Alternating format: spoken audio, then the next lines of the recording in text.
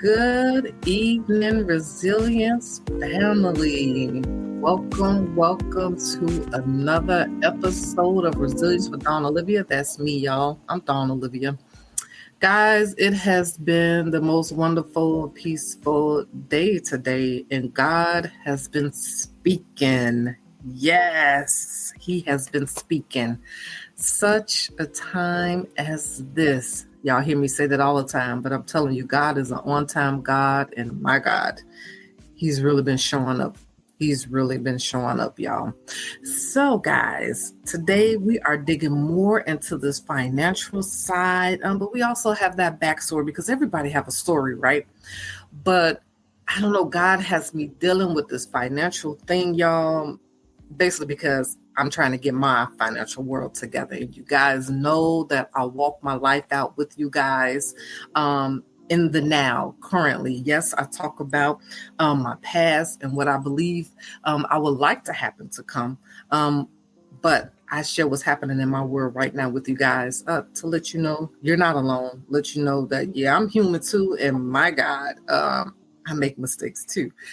So, guys, to help us with this, I have a wonderful guest. She is financial savvy, guys, and she loves God with all her heart. She's a mom, y'all, and Arthur, man, she's actually a reverend, y'all. She told me not to say that, but I have to because honor must come. You know, that I believe is something to be applauded for, and man, I love it. So, y'all, let's welcome Peggy to the stage. How are you doing today? Good evening, Dawn. Good evening, Resilience family. I am blessed today. Yes, that is awesome. I'm telling you, I don't know, I just love hearing it. I love hearing it. So, tell us who you are, a little bit about you. Okay, so I've been around a little while, so my background story, depending on how long I want to spin it, right? But a little bit about me. As you said, I am a mom. I raised my daughter as a single parent. I am a reverend. I was very active in ministry for, many years. I'm not officiating in that office right now, but I am also a financial professional. My daughter and I have financial literacy platform that we use, and I'm also a financial advisor. So I have clients that I help with their financial planning. And, my background is in education. So I actually love teaching. I love education. In fact, I still do licensing class. I teach a life insurance course where people can get licensed for that in the state of New York. But my background was an English teacher. So I love to write. I love the theater. I just always liked the learning environment. But as such, I knew that when I was teaching, let's say for schools, there came a time when I kind of had to make the decision between my career and my family. Mm-hmm. And that was, tough because before I had my daughter, I could pour everything into my career and, love on the students and everything like that. But after I had my daughter, raising her as a single parent, I had to put her first, and I felt like the administration was not expecting me to do that. So, we had to part ways. And that's when I decided that I wanted to become full-time self-employed. Wow. Now that's a leap of faith right there, man, because yeah, totally. So before we dive in and get to the meat and potatoes of this, tell me your meaning, your definition of resilience. So that reminds me, Dawn, how we met, because I was on LinkedIn and I passed by your what do you call it? Your page, My right? page, your profile, yeah. Your profile. That's the word I was looking for. I passed by your profile and I saw the words resilience written all big. And to be honest with you, when I was thinking about my business and what I wanted to call it, I came up with the word resilience. God gave me that. So resilience is a really important word to me. I have resilience all over some of my vision boards and, things that I carry, because honestly, God has made us resilient, right? He's made the earth resilient. I truly, I'm like, if we leave it alone, God will fix it, right? And it's what we do, right, that causes the corrosion, all of these things. So, when if we can leave the planet alone, God will nurture it and fix it, and it will be fine. And we can, just do what our bodies are meant to do, get enough rest, eat properly, right? We do the right things, God will fix it. And so I just understand that resilience is that thing inside of you that doesn't die. It's like, when you feel like you could be like you might feel like you have no energy left, like you have nothing in you left. And then all of a sudden that little resilience comes back, right? It's like you can come back from anything, and I have been through some trials, and so resilience is what not only gets you through the trial, but also when you come out of the trial, how you can get rebirthed. That's the resilience. The resilience is, the courage to go back and keep on moving forward. Yes, that is good. That is good. So you know what? So now I'm gonna have to go here because you brought it up. You talk about your trials, that you've been through some tough things.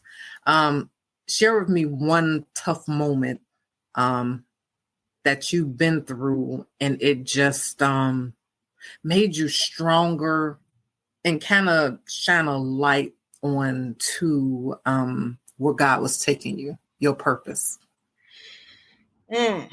So, okay, what a trial. So I'm going to talk about, and I know you kind of mentioned I'm an author, so I actually shared this story in a chapter in a book I collabed. And it's, my chapter is called The Resilient Warrior. And so this part in my life, it was kind of like two trials combined, but I know the first trial really kind of prepared me for the second trial. And what I mean by that is, when I was 40 years old, I was diagnosed with breast cancer, stage 2. That was a very scary thing for me. And, I'm a God-fearing woman. I belong to a church, and my pastor, she actually was healed of double breast cancer.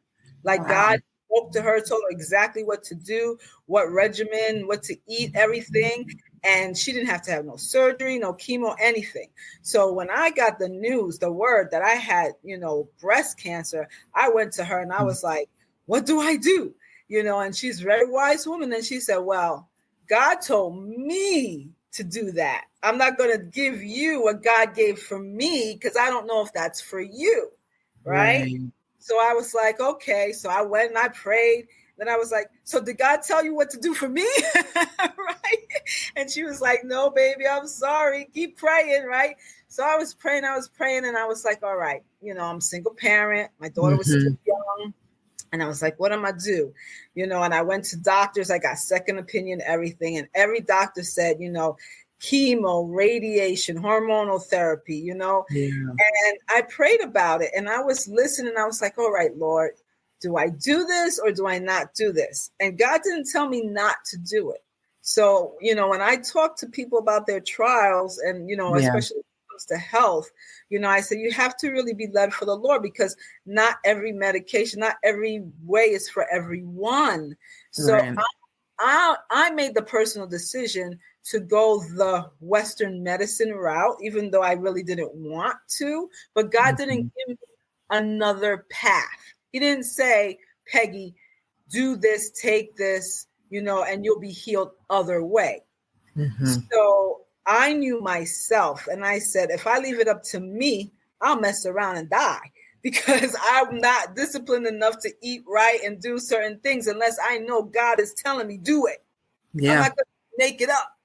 Right. So, I went and I went that route. And so anyway, I gave you that backstory because that trial, going through surgeries, going through chemo, my body breaking down, like having to work, having to like interrupt my schedule, and having to swallow pride because as a single Black woman, we gotta do everything. We don't wait for nobody. Like we all about it. I was involved in all kinds of activities and all of these things, and I had to put all of that on the back shelf and like be with God and just relax and just let Him work on me and my body and everything.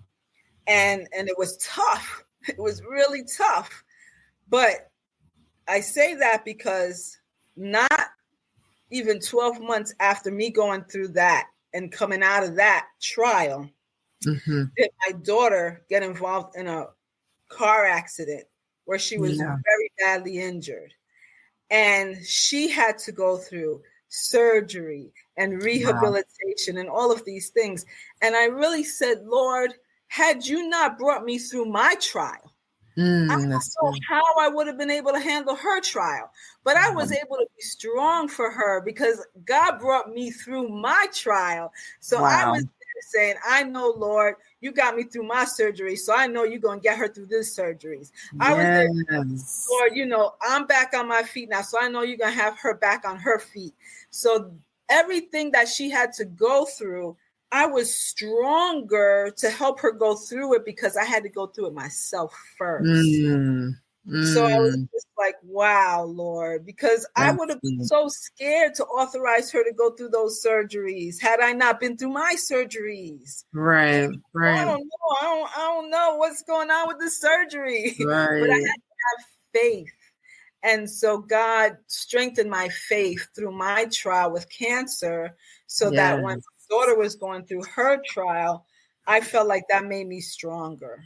Wow. So this is a good segue. Wow. So I'm loving your journey of resilience. It's because that's what it is. And it's very inspiring.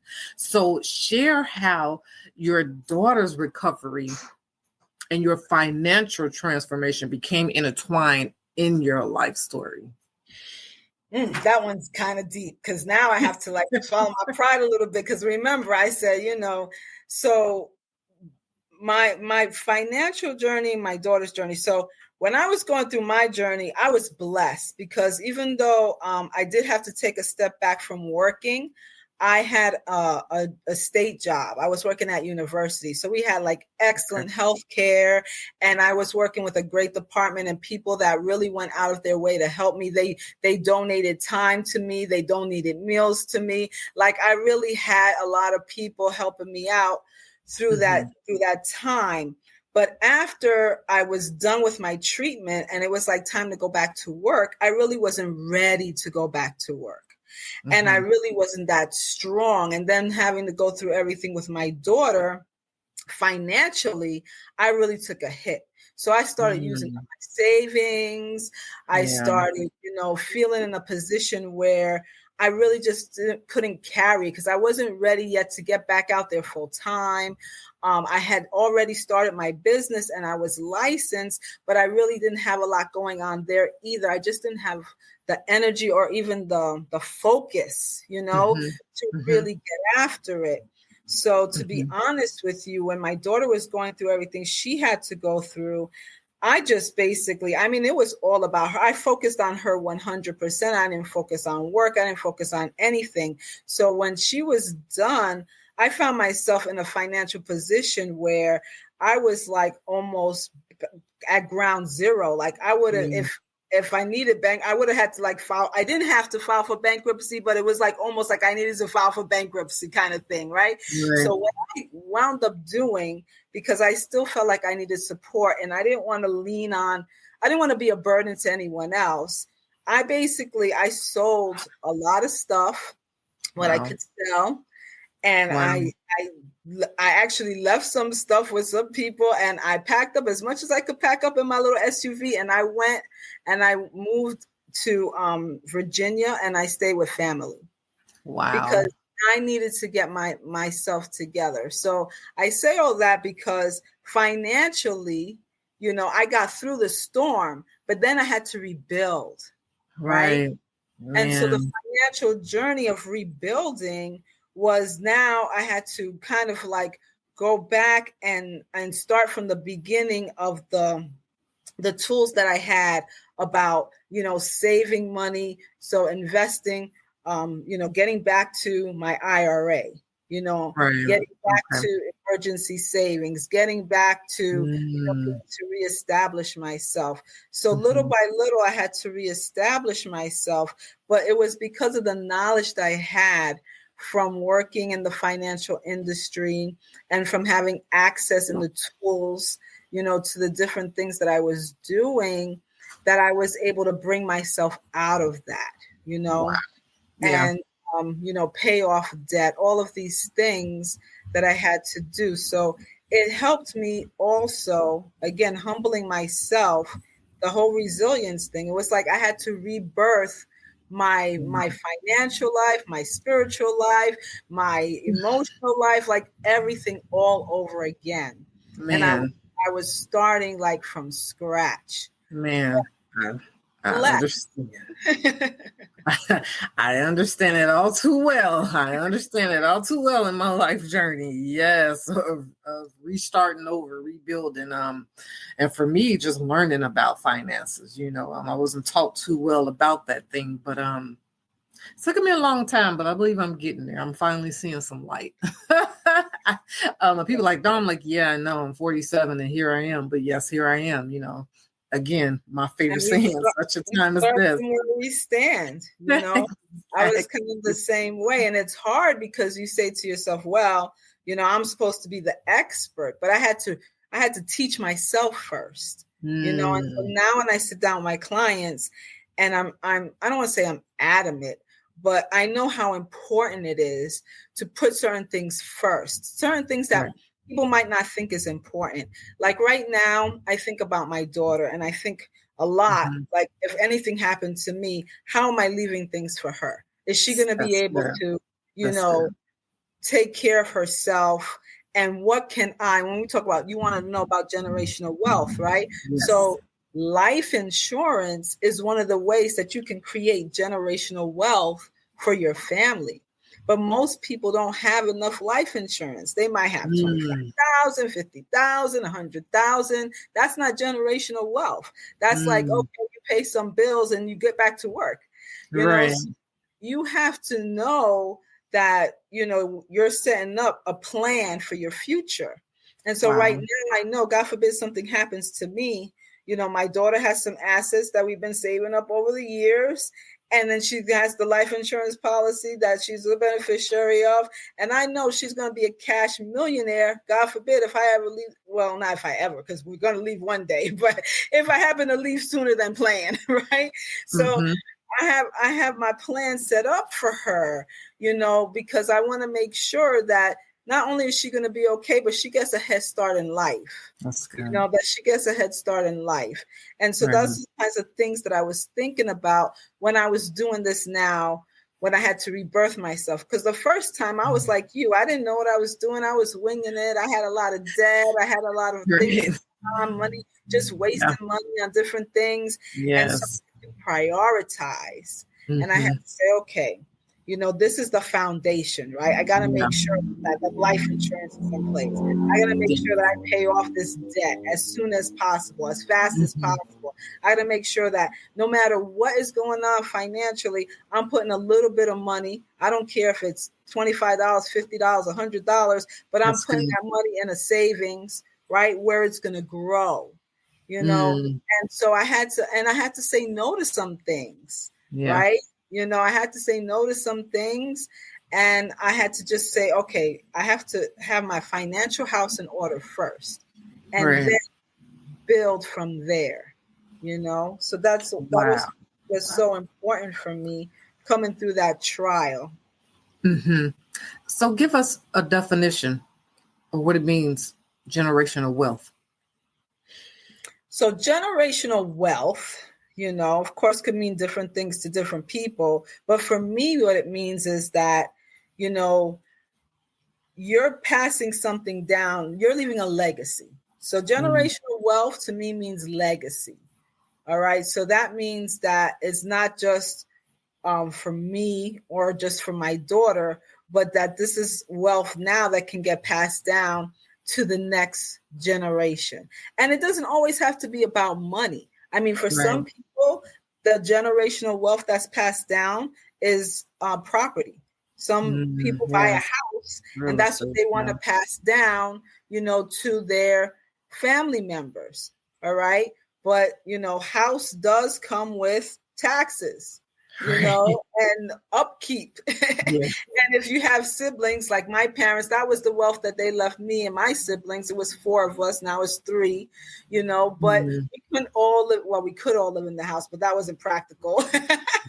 But, so we decided to keep the house in the family, but, it is what it is. Right. So it could be property. It could be a business. Like right now, my daughter's working on a legacy for our business, being able to pass that down to the next generation. That is amazing. Assets. It could be stock. It could be, money. So whatever the generational wealth is that you want to pass to the next generation, it could be knowledge, That's good. Sometimes I wish that I had paid more attention to my parents, especially my dad, when he was baking his Johnny cakes. Like I'm not much of a cook, but there's some knowledge. My mom, she used to make this fruit cake that was famous. She used to send it overseas to her family in England and the West Indies. Everybody wanted a cake. Unfortunately, that legacy died with her because none of the rest of us picked up making that cake. Wow. So what my mother didn't come to me and say, "Hey, Peggy, this is your legacy now. Make the cakes." Learn it. Here's the recipe. Let's write this down. There's some people that is their generational wealth, because who knows, you've been selling it on Amazon right now. I'm telling you, right. A small bit. No, you're right. No, this is real. Small business. This was good. So generational wealth can come in all forms. Good. Something you pass down to the next generation. That is awesome. Wow. That is really good. So another good segue. What inspired you and your daughter to create smart money moves for kids? And why is early financial education so critical for families today? So I really give her all the credit on this one. I mean, we've been working together, her and I, on our business for about 4 years now, since she became an adult and got serious, and building our brand. And first we started to think, like, what was the value system? Like, what can we give back and what would be valuable for us and for our community, and being a Black single woman, that was kind of like my focus. Like, I want to work with Black single women. And because I'm in business, I want to work with Black women business owners. Yeah. But we had to delve a little bit deeper than that. And we had to ask ourselves, besides working with people that are like us, because that's easy, right? Mm-hmm. What is the real value that we need to bring back? Sort of. Look, I'm going to say kind of, sort of, but okay. What is the real value that we want to bring back to the community, And then we read this article. It was brought to our attention, but there's this article that says Black wealth is going to be at 0 by the year 2035. Yeah. Because the wealth gap just keeps widening and widening and widening, and the lack of knowledge and or the lack of discipline. While people are getting wealthy and becoming millionaires like every day, but yet and still our community is suffering. And so we said we need to help Black families. We want to focus on, helping Black families. And my daughter, because she loves children. Yes. And sometimes we talk and I was like, I don't know, what do you want to do? Do you want to be in a daycare? Do you want to be in a school? Like, what do you want to do with children? And so she's trying to figure it out.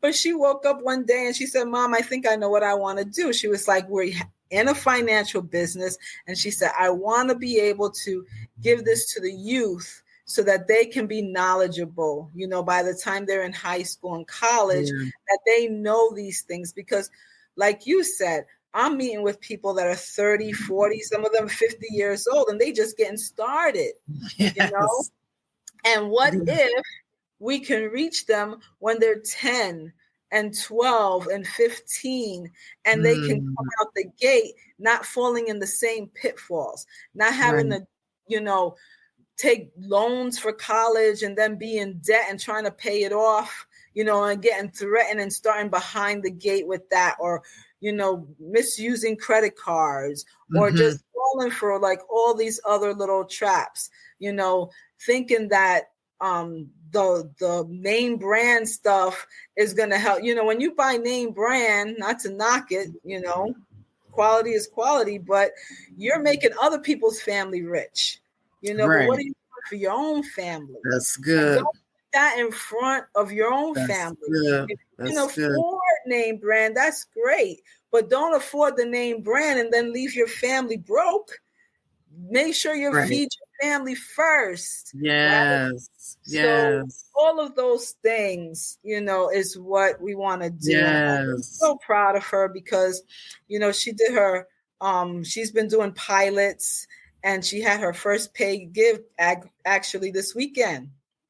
And the students had a ball. The kids, there was about 7 young girls, and they had a ball. We had a ball with them, just teaching them about money. And she created her own game, Dawn, and she had them hustling. And I was being the banker, and I couldn't bank fast enough. They was coming at me. and we just had a blast. And so that's the story. I mean, what caused us to do Smart Money Moves for Kids was, number one, her desire for kids, and working with me and seeing, her now not making the mistakes that I made. That's good. That is good. That is good. That is good. For me right now that I've taken everything that I've learned and learning and sharing it with my daughters, it's kind of hard. Because unfortunately, the way I've raised them, I've raised them to be good women, mature ladies. But they've always seen mama just striving, hustling. We got to get this paid. And I know my girls, and at the time, my son, this is what they need, and every once in a while I give them something they wanted, so they just saw that, for now, nothing of preparing for your future, nothing preparing for retirement, things of this nature. So I'm ecstatic that you guys are doing this because it's needed. It is so needed. And I pray that we could get more of these lessons in schools, Maybe we have to start at the charter schools, to get some of this stuff pushed in, or to after school programs or at group homes, just some things where it's needed. Because sometimes it's hard to get on that core level in these public schools, they're not trying to hear that. They want to keep training us the way they training us, be their worker bee. That's just how I see it. There's a lot of truth in that. It's here and there. As we've been doing our research, we've been finding that there are other people that are doing this. There are some schools that are doing it. But just like you said, the majority of people that we talk to are like, this is so needed. Yes. So even though there are people out there doing it, it's not enough because it's not reaching enough. And it's not reaching our community. Us. Yes. Right? Yes. So we got to make sure that we're the loudest voice in their head. That's what it's about, because they're on TikTok and they're getting influenced by all these different things. And so we got to really get in there and we got to be the loudest voice in their head. I agree. So for parents who are feeling overwhelmed, by their own financial struggles, what would be the first steps you recommend to start to rebuild and to start building generational wealth? So first step I always say is taking stock, right? So change only comes from being introspective and knowing that you got to make a change, right? Yeah. So that's the first step, is you got to have some sort of analysis, whether it's a self-analysis or good. what I do with my clients. We have something called a financial needs analysis, where we kind of take stock of where you are, look at your budget, look at what you're already doing. And if what you're already doing is nothing, then there's not a whole lot of thinking to do about it, right? Right? So you just got to get started. You just got to have that desire to get it started. So that's the first step. The second step is getting that plan together, right? And be careful where you get your information. Like there's a lot of information out there, and I watch YouTube, not so much TikTok, but I watch a lot of YouTube videos, but I start to figure out who's credible and who's not, right? There's a lot of people out there that are just talking smoke, right? It's the shiny coin. They want you to buy their this and sign up for their class and and before you know it, you could go down a rabbit hole, spending up all your money doing what everybody else is telling you to do to benefit them, and it's not benefiting you. That's good. So that's good. You gotta, do research, but then find yourself a licensed professional, right?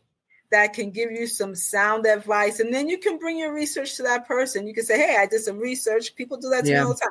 It was like, what do you think about this? I saw this on YouTube or on TikTok or whatever. What do you think about this? And then I'll be honest, and again, a lot of times I won't have a horse in the race to say, do it or not do it, but I can just let them know why I do what I do and what that has got for me. You know what I mean? Because there are some things that have been tried and proven over time, that are 40, 50 years, 70 years in the making.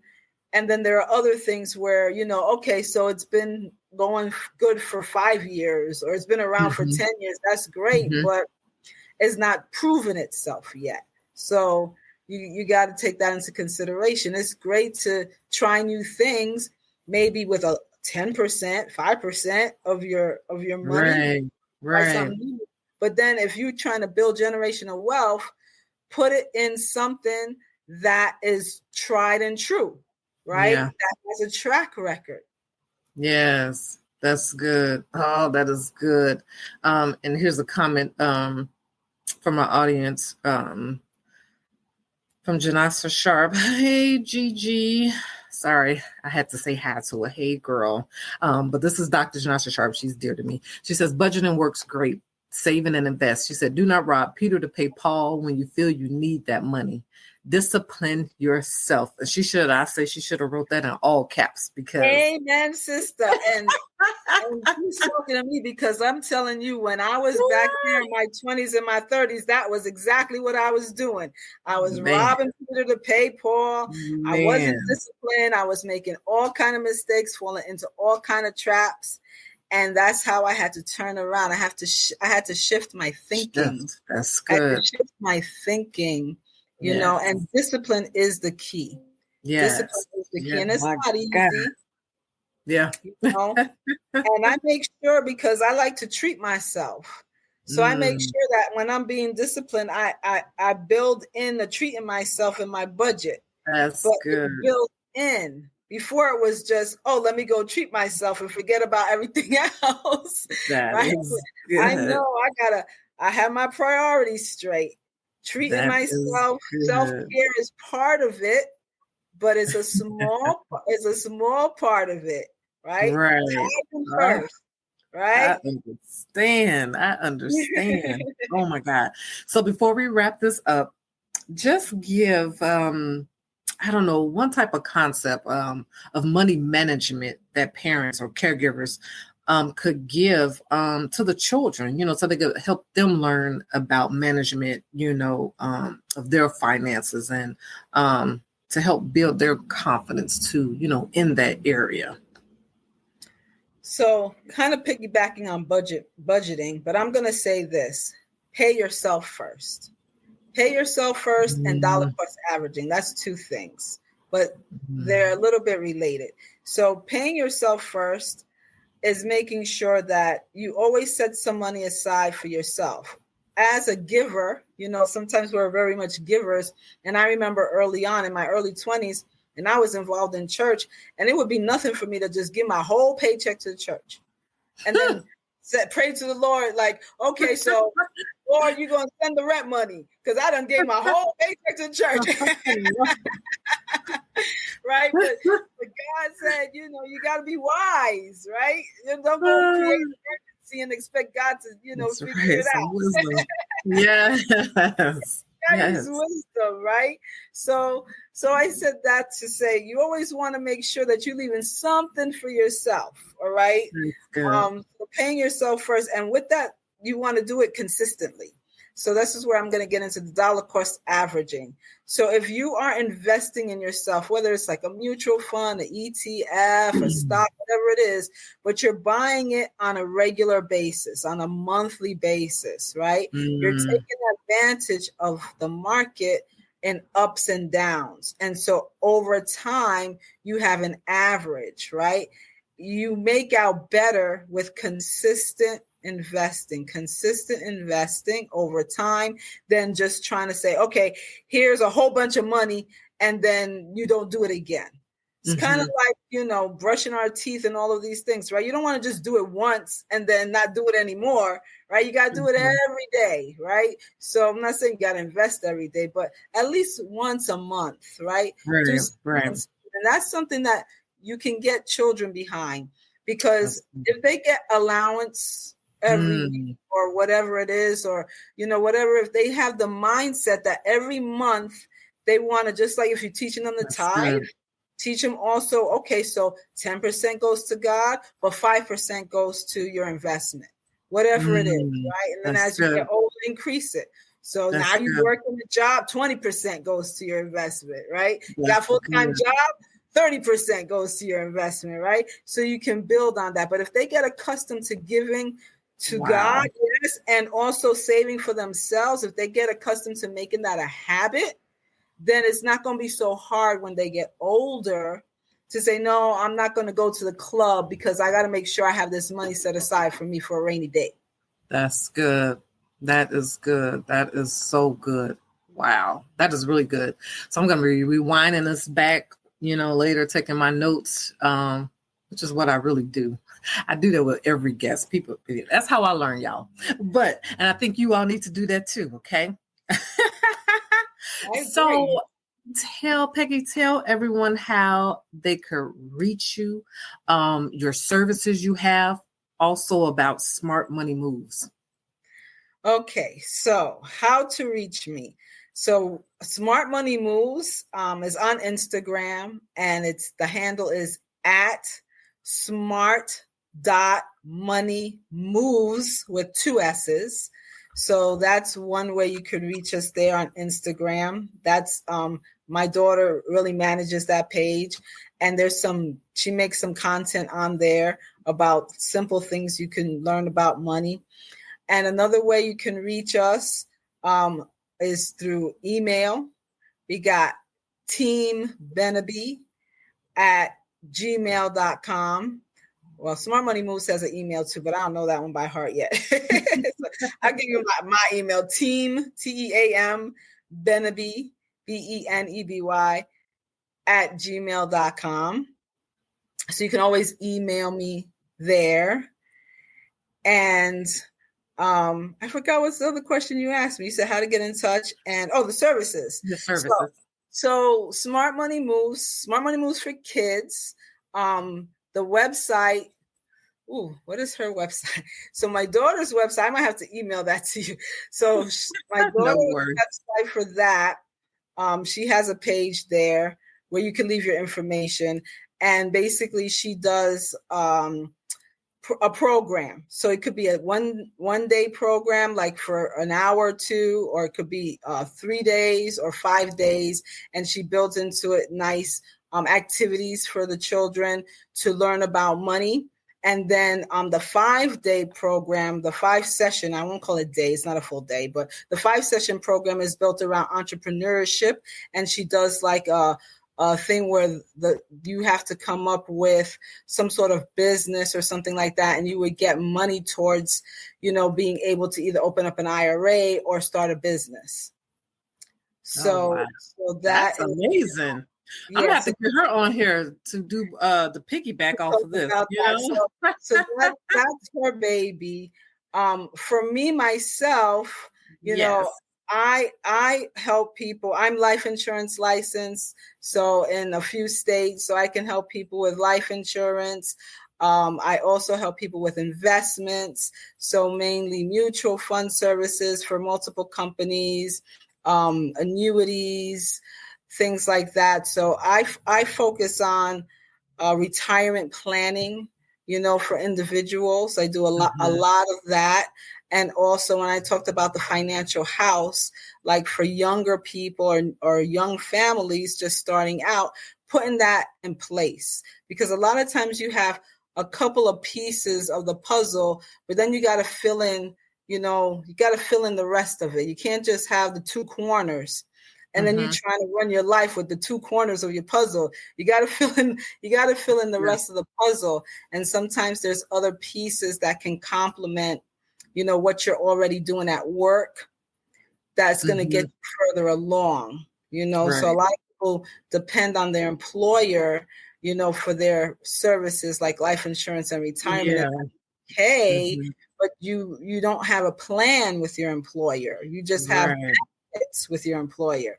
Now let's take those benefits and turn it into a plan that's going to get you to your financial goal. That's good. Have your own plan in place. That's good. That's huge, I say. That's also what I keep preaching to my daughters. You gotta be the loudest voice in on a job, because the job not gonna always be there and those benefits will go away. But anyway, you need to have your own in place. That is good. My God. So thank you so much, because this has been so rich. Man, this is needed. This is needed at this time. We need to learn these things so we all could be get there, be debt free. You know what I'm saying? Build that generational wealth, build some stability, so we're not dependent on our jobs and this government. That's just my little piece. I just had to throw that in there. Wow. But because we need you guys. We need you guys. And that is the focus, right? Before generational wealth comes financial independence. Exactly. And financial independence means that you're not dependent on the government or a job or someone else to provide for yourself, but that you have set yourself up where you have that income coming in from some source, whether it's rental property or investments or business, right? But you have income coming in that you don't have to always go out there and work for. Yes. And family, it ain't easy. I'm telling you, it's hard to make that shift, okay? I'm just speaking from experience. That discipline part is good. But Peggy, I thank you so much. I thank you for your time. As I tell all my guests, I am very grateful, because we do not get our time back. And I appreciate it, because you dropped some gems tonight for us. Thank you very, very much. Well, thank you for having me. And I was doing what you said. I was just speaking from the heart. And I hope I wasn't too long-winded, but what was in came on out. So, I just want to bless some people. Yes. Well, my resilience family, guys, thank you for tuning in. If you're tuning in now, if you're tuning in later, I appreciate you. Please subscribe, guys. If you hit me on YouTube, please hit that notification bell, of course, guys. And I just appreciate you, seriously, because I am here for you all. My guests are here for you all. And I pray that you take something away from this. So make sure you go back, take your notes, and let's be greater. Let's be greater so we can be all that God called us to be. So my resilience family, I love you. I thank you.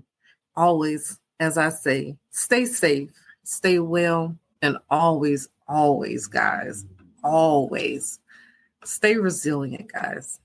Stay resilient.